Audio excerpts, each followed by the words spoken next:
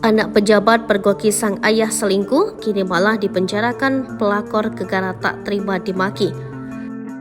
Kasus anak pejabat gerebek ayah selingkuh viral di media sosial. Mirisnya kini, anak pejabat itu justru dilaporkan ke polisi oleh selingkuhan ayahnya tersebut.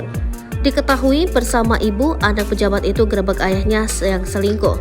Sosok anak pejabat itu bernama Miftahul Jannah asal Sumatera Utara.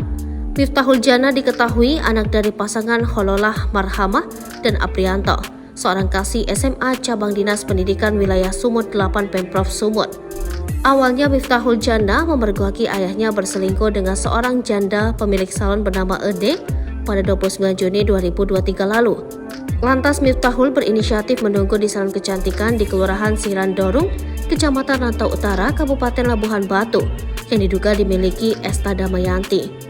Awalnya, dia melihat seorang wanita turun dari becak motor bersama anaknya.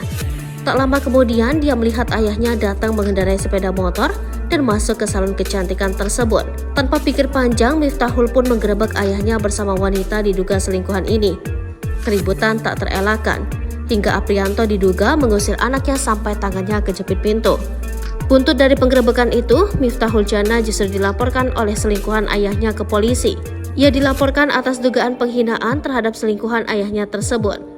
Dalam dugaan perselingkuhan ini, ada 3 laporan polisi, yakni kekerasan dalam rumah tangga, dugaan perzinahan, dan penghinaan. Pertama, Miftahul Jannah melaporkan ayahnya ke polisi atas dugaan kekerasan dalam rumah tangga.